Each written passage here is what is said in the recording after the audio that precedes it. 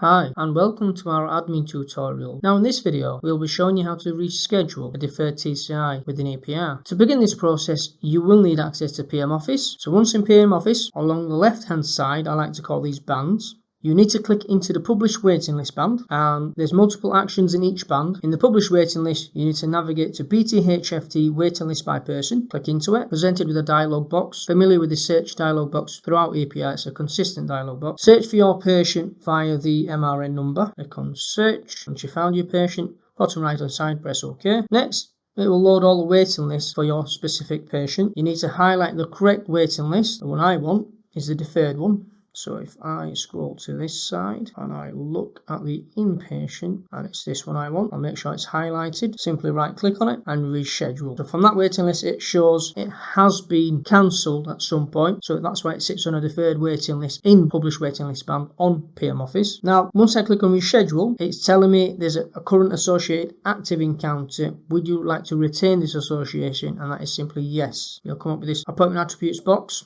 All the red asterisks are mandatory fields which you need to populate if required. So at this point you're on the booking page of Chatbook. You've got the appointments at the bottom, the availability at the bottom if you navigate around your calendar. So we're going to pick the next available or the next agreed TCI date which is suitable, and I'm going to schedule, and this will again provisionally book the appointment by turning like a pinky salmon colour. Press confirm. Will to take you to the confirm window. At the moment you're in the general tab. TCI location, select endoscopy level 2, and then again letter to print services. You would press yes in the live system and that will send a letter off a tab. You must enter the appointment TCI date and the TCI time.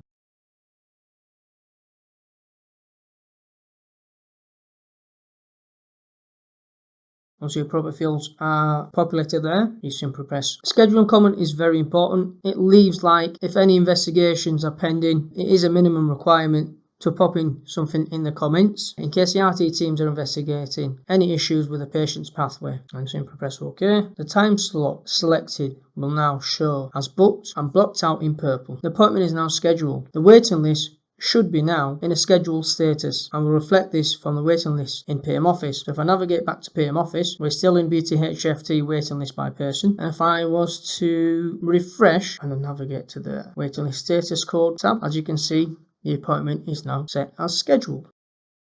Thank you for watching this video. If you have any questions relating to any of the processes covered within this video, you can contact any member of the team on the email addresses provided. Alternatively, you can email epr.dqtraining@bthft.nhs.uk. This email account is monitored by the entire EPR training team and it is monitored daily.